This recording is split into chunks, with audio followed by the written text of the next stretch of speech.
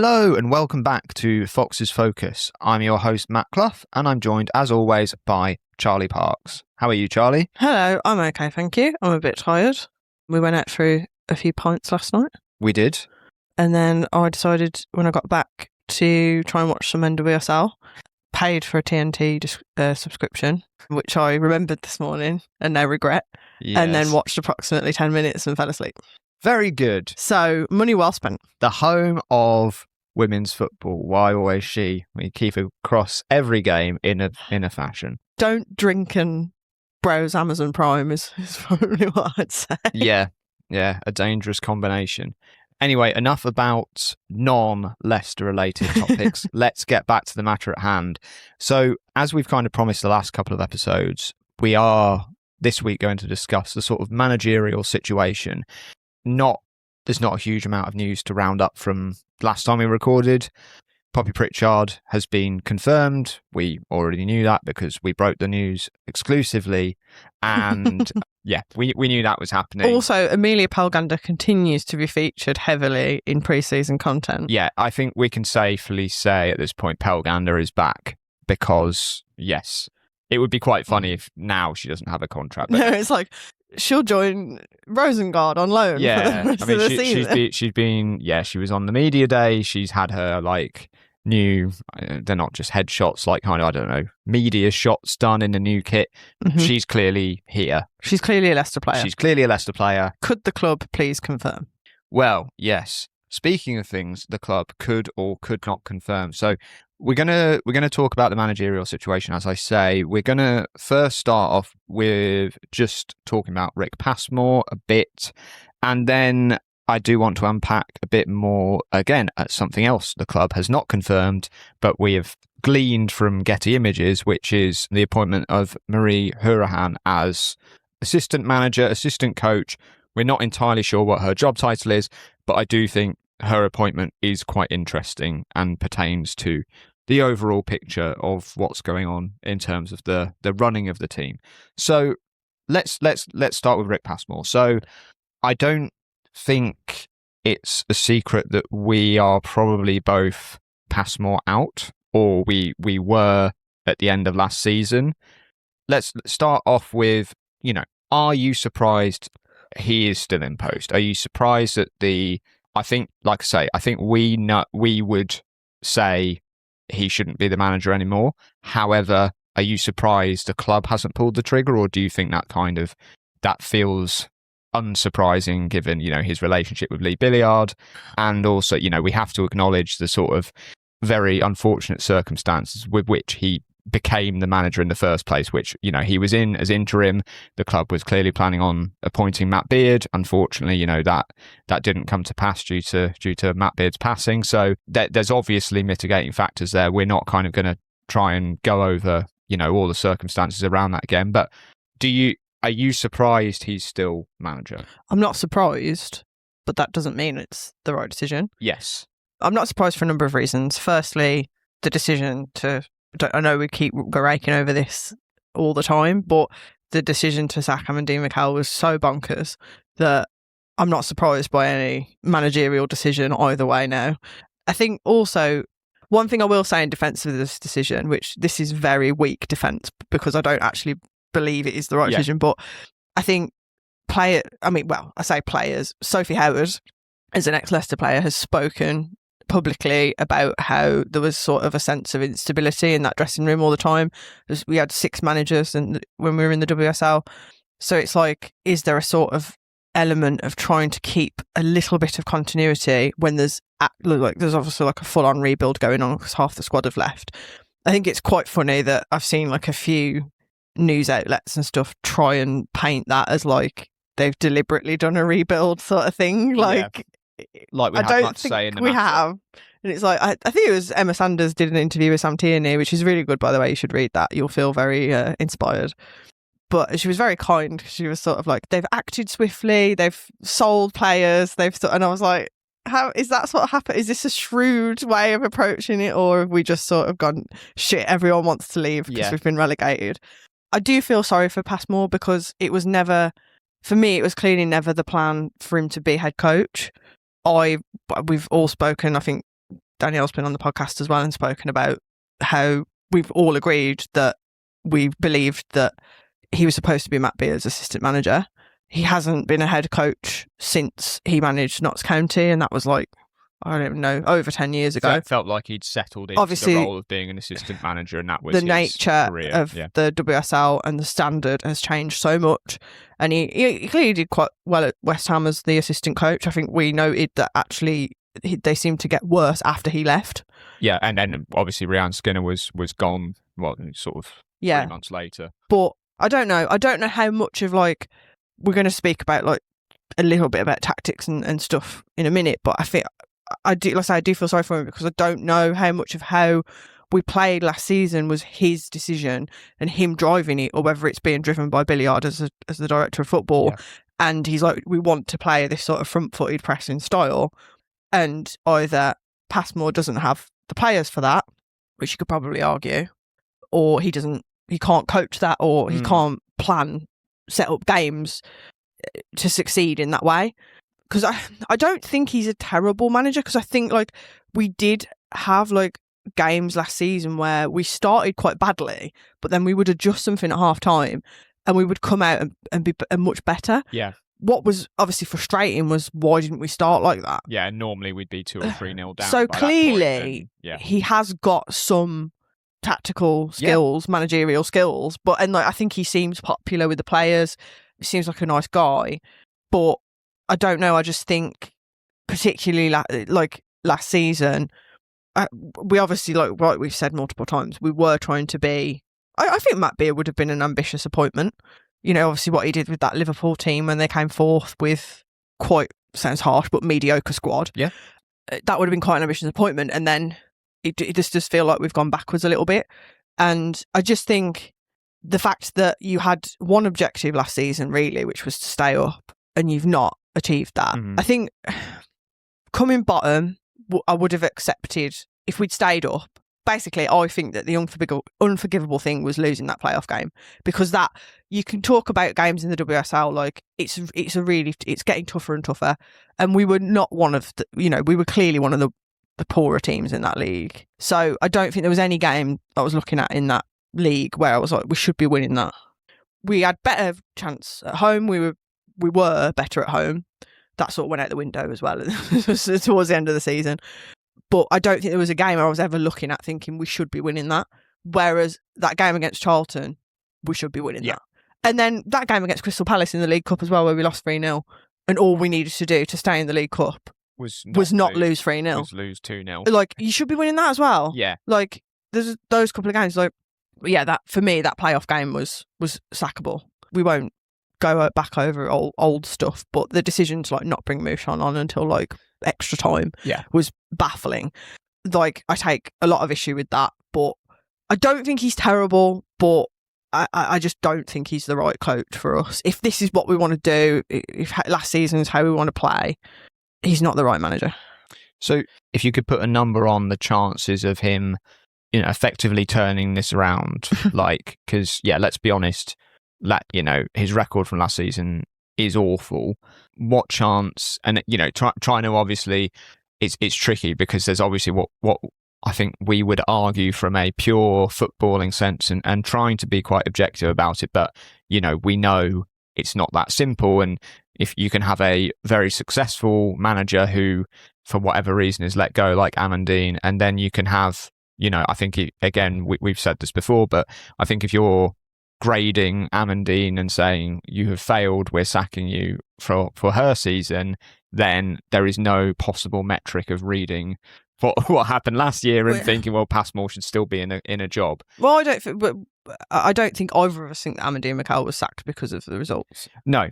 So this is what I mean. Trying to that's the point I'm driving at, is without kind of, it's difficult, but trying to just take out the clear, like Billiard and Passmoor clearly have a good relationship. Like you say, he's got a good relationship with the players. That counts for something. If it was really toxic, I think he would have gone.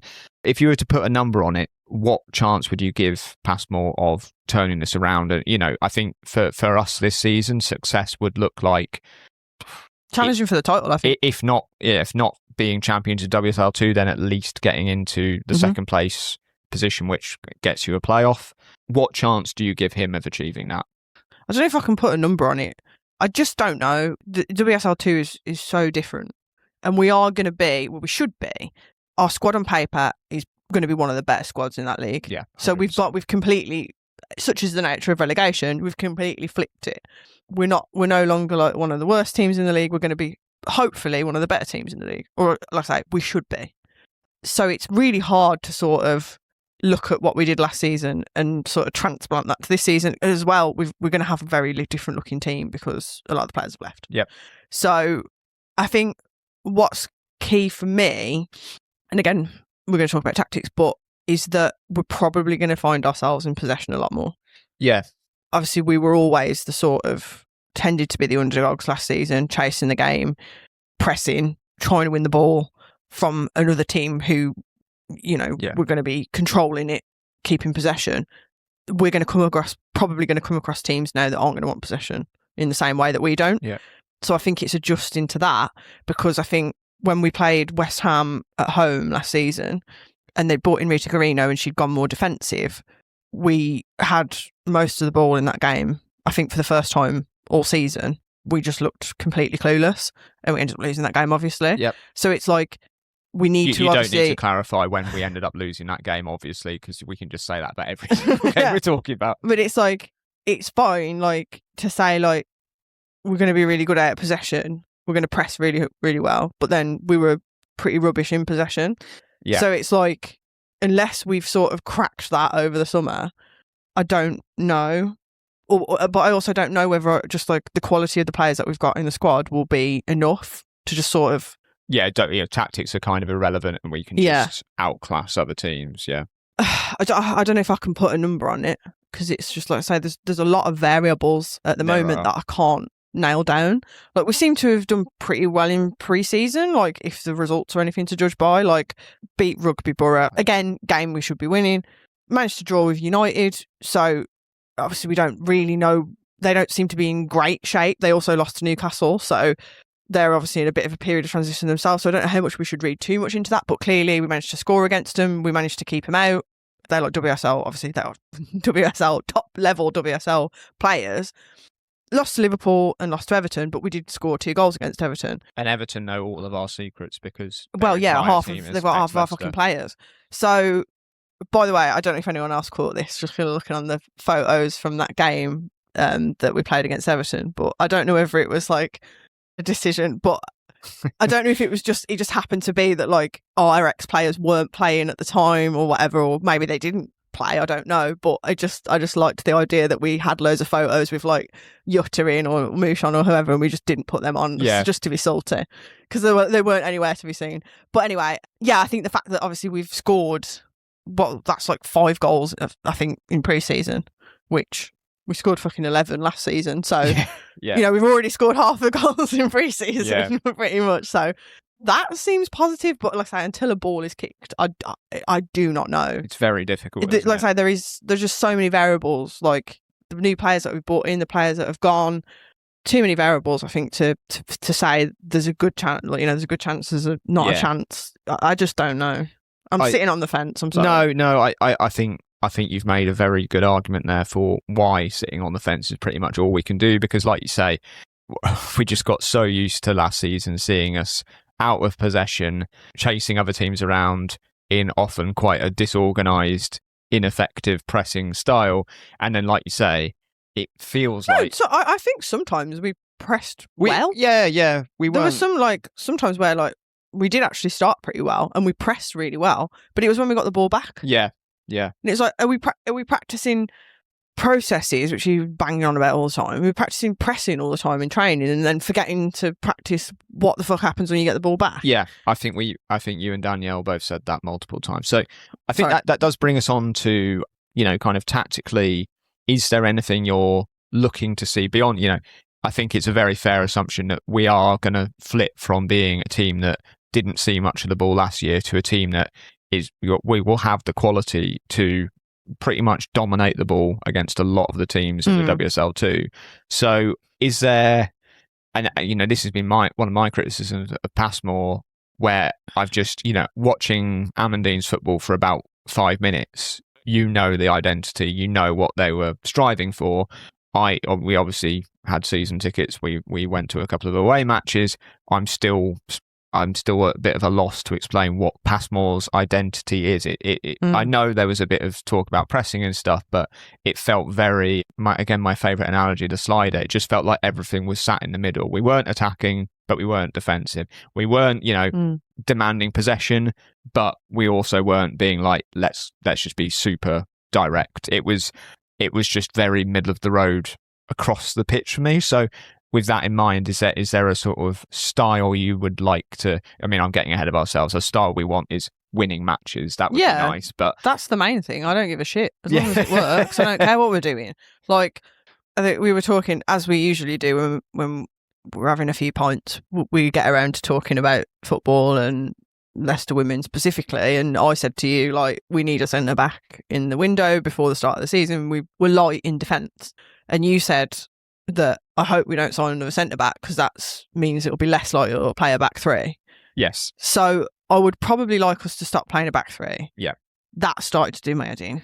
I think that suits as well. A back three with a front two suits a more pressing style, a more counter-attacking style, which, again, as I've said, we're probably going to find ourselves more in possession. And I don't really see how having a back three would help. I mean, as if nothing else, I think as well, you say back three or, morphing into a back five, which is often what happened last season, is going to be, hopefully, more defence than we actually need in the WSL2. Well, that's what you mean. That in itself, it was like we were almost playing that formation because it allowed us to be in between being attacking and being more defensive. Because you could morph into a back five if you needed to. Which we did. But so it was sort of an in-between of nowhere. And then I feel like most of the goals that we ended up conceding last season were because we would send everyone to press, we would do fuck all with the ball, and then we had like no recovery pace. Even though we had 3 central defenders, we would have no recovery pace in that line.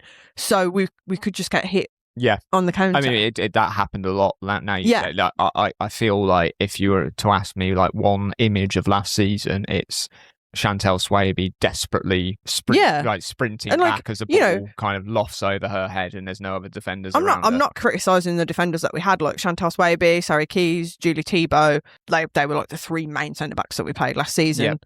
Like, they're all very good 1v1 defenders. They're not particularly quick. No.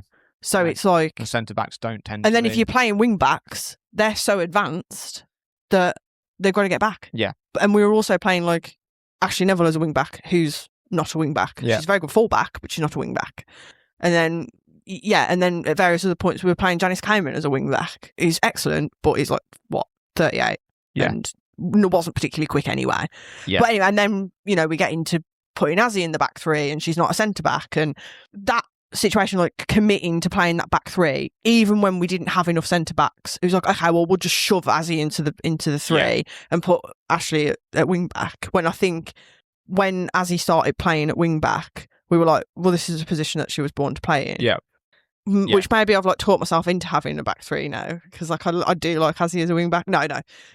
But it was like it was like, well, why in that situation would we not just play a back four? Yeah, and I know like, I think there was one occasion, I think it was Villa at home, where we'd had a few injuries, so we did go to a back four. And we were like, this is better. To my eye, we were better, and then as soon as we had the players back, we went back into a back three. And then, I don't know, I feel like, I quite like a front two, but I don't know, maybe we just play 4-4-2. Back to basics. Old school. Mike Bassett, England manager. Yeah. I didn't really give an answer there. No, I think it's... Like, it's the classic David Moyes, isn't it? We need to be better at attacking, defending, passing, shooting, basically. Yeah. I'd say that, really. Okay, so I think for the last kind of question specifically about Passmoor, and I know this has probably come across as quite negative. Like I say, I think we're allowed to be negative. We got fucking relegated. That's true. So... Again, this is kind of putting your real hat back on now, rather than looking at what would be ideal to happen, knowing what we do about Passmoor's relationship with Billiard and the players and the fact he's been kept in post, how much leeway do you think he has if the season doesn't start well? Personally, I think if he starts badly, then that should be it. Yeah. Because, as I've said, we should on paper have, I know we probably haven't got the biggest squad, but the players that we do have, we should have one of the best squads in that league. Yeah. So if we're not pushing for the title, if we're not pushing for the title or the playoff spot, I think it's already slipped a few months in. I think we should move on. Whether we do that, I don't know. Because it's like... It's tricky, isn't it? Because like I say, I think I think there's another element here, which we were talking yesterday about Russell Martin, because obviously Leicester men losing at home to Burton. And I was like, do you think they'll sack him? And you were like, they haven't backed him. They've brought in this guy that they know the sort of style that he wants to play, and they haven't given him the players to do that. I haven't given him any players, full stop, really. Yeah, exactly. And at the end of the day, like, we can say like Passmoor is limited in his sort of skills as a manager and his ability to get us back into the WSL and to play at that level. But also, like, he is working with quite light resources, really. Like I say, good players for that league, but probably doesn't have enough depth. And then if we're going to still be this, like, pressing team or whatever, are we going to actually be able to execute that? Yeah. So it's like, on one hand, I'm like, no, we need to be cutthroat. And on the other hand, I'm like, well, what do we expect, really? What else can someone else do? What is the realistic expectation with the resources that we have? I think that's fair. Yeah, I also... I know I'm sort of contradicting myself there. No. We should be one of the better teams in the league on paper, but again, like, I am concerned about the depth, the sheer number of players that we don't have. Yeah, I think we are still very much hopeful that before the window shuts, like 3-4 more arrivals would be ideal, even if they're just sort of... just squad players. Yeah, like no offence to people, but like, just some players to come in. And maybe we're going to lean on the academy, but again, as we've spoken about in the last episode, I think, might be that we don't have any choice, we haven't got the budget. But to that, I would say, well, we've sold loads of players. Yeah. Or we've got fees anyway. Yeah. So where's that money going? And also, like, if you're going to say, like, oh no, actually, we're going to lean on the academy, that completely flies in the face of what we were trying to do last season, which was to bring in experience and use experience. So it's like, well, clearly Passmoor as a manager rates experience, so where's the experience? Yeah, but anyway, that's a whole other. Well, I do think I've got that earmarked as potentially another episode for us to do, because it is very notable that in January we went full bore experience. Rachel Williams, Ashley Neville, Sarah Mailing. But then it also doesn't make sense, because Mailing, yes, but then, like I say, we're playing this high pressing, fast pace. Like, you need players that can run. Yes, Mailing can.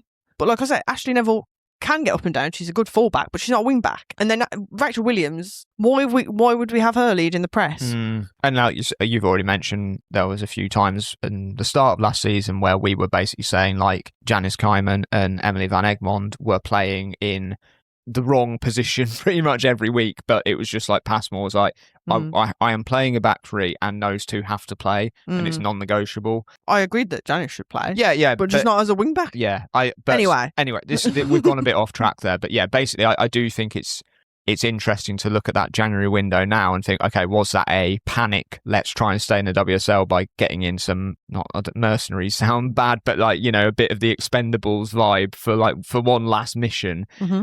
And then, this summer it's felt very different with a lot of, it sounds like we're going to be leaning on the academy a lot more, like you say, Simone Sherwood, Denny Draper. But like that, how much is that led by investment or lack thereof? Yeah. Or how much is led by, well, this is what we're going to do to get promoted? It's a mess. The club's a mess. Yeah. Yeah. It does feel like every time the men play, it just adds fuel to the fire, because they are bad. Okay, right. We've gone on around the houses here a little bit. So yeah, we tend to do that. We do. So the last thing I want to kind of raise, and I've built this up in my head to be a massive conspiracy theory. Please do tell me if you think I'm over-egging this. But like I mentioned at the top of the episode, so Marie Hourihan has apparently joined the club as an assistant manager. Mm-hmm. She according to Getty Images. Getty Images, but I know she was featured in some of the photos from the Man U match. she is there. You know, it's not a kind of, oh, she was there for just a bit of experience kind of thing. She's there. She's in the tracksuit. She's got, you know, her initials on it. She is part of the staff now. The club haven't announced this for whatever reason, but let's be honest, at this point, we're not going to read into that at all because, you know, the Amelia Pelgander, yeah, Poppy case. Pritchard, all this kind of stuff. I think she is interesting for a number of reasons. So, I mean, first off, last season we had an all-male coaching staff. And you've made this point several times over the course of the podcast where, you know, various players have said they like having a female manager.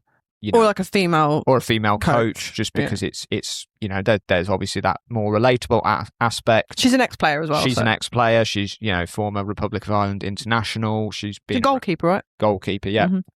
And there's also kind of the logistical challenges of male coaches not being able to go into the dressing room at certain points and that kind of thing. Yeah. So I do think that's a useful addition there. Just a bit of background on her. So she's managed Stoke and Plymouth. She took Stoke to their highest league finish ever.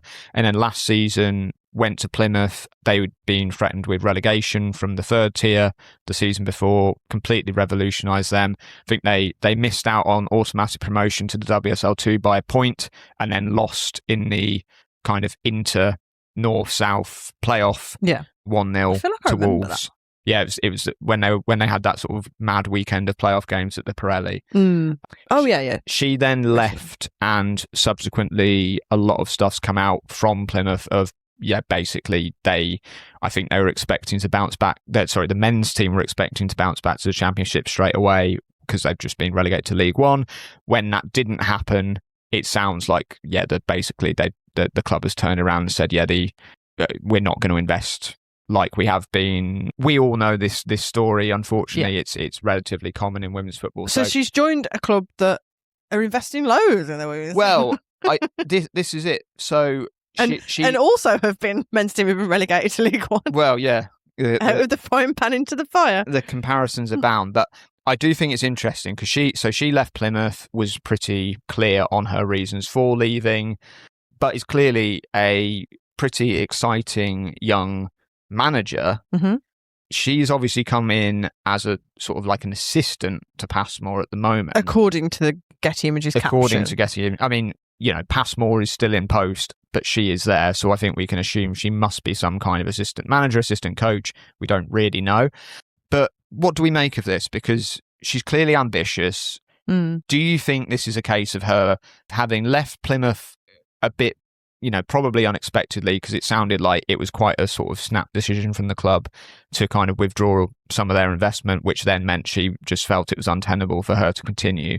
Do you think she just recognises that in Leicester there's a good women's setup, a good kind of history there, and it's a good place to, I'd say, like a placeholder role while she kind of waits for a managerial spot to open up?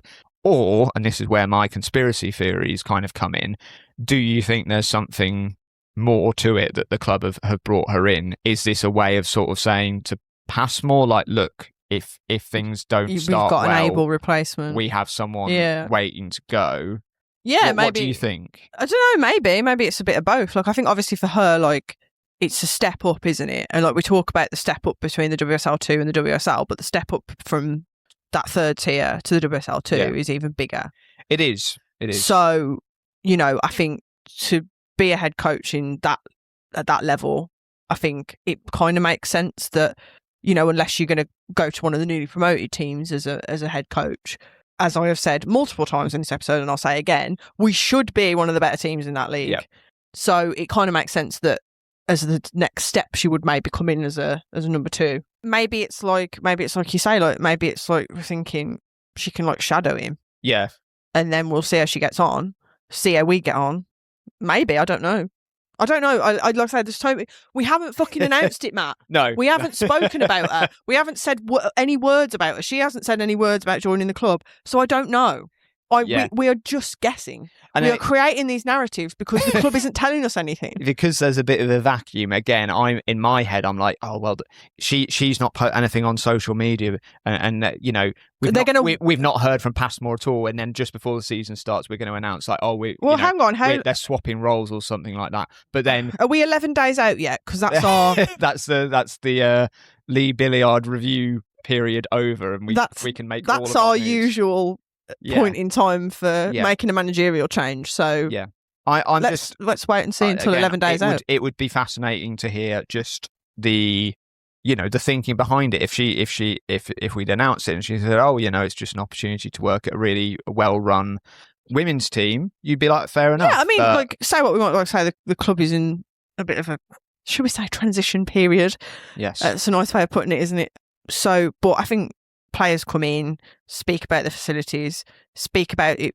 It is a bit of like, players say these things when they sign for teams, but they say like, our facilities are great, we're an ambitious club. Maybe that's the vibe you get when you walk in. Yeah. And she's thinking, maybe from her perspective, she's thinking, okay, this guy is potentially on thin ice. Yeah. If I come in. Well, maybe, yeah. And then, maybe that's it. Maybe for her, she's looking at it. And again, we are entirely speculating. Like a House of Cards vice president situation. Yeah. Or just like, maybe it's a bit of a win-win because if things start badly, like we say, it's hard to say. I'm not suggesting that she's going to like kill someone or conspire to take the role, but like, as in like, yeah, like maybe she's thinking that, like, there could be an opportunity. But yeah, like that's it. Maybe like, it's a win-win. If the club does well, then she's the assistant manager of a WSL team next season.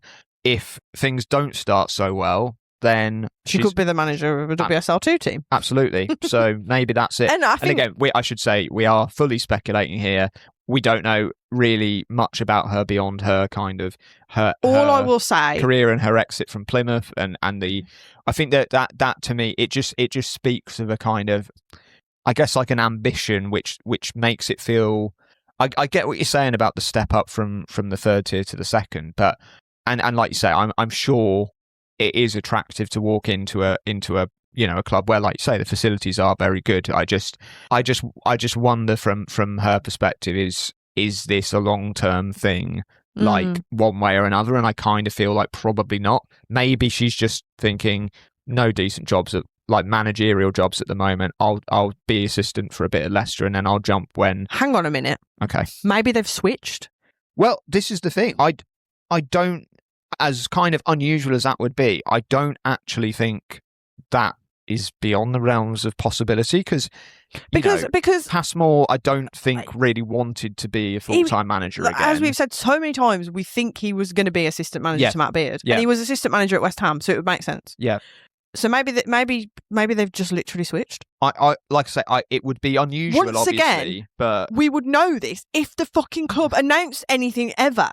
Yeah. I could see a scenario, again, tinfoil hat firmly on my head, but I could see a situation where that was the case. Because I think Passmoor he's a very highly rated coach who kind of has fallen into the managerial role. He's been around a long time. Like he knows women's football.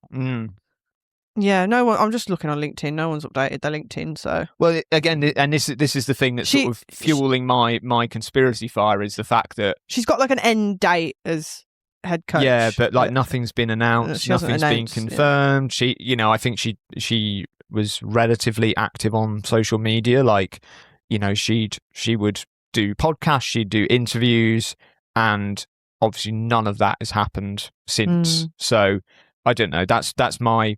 And again, it might just be the fact that the club loves to do this sort of thing for some reason where, why announce something when you can just not announce it, which is, an odd way of approaching it. But why announce something when you can sort of create a sort of true crime murder podcast? Yeah.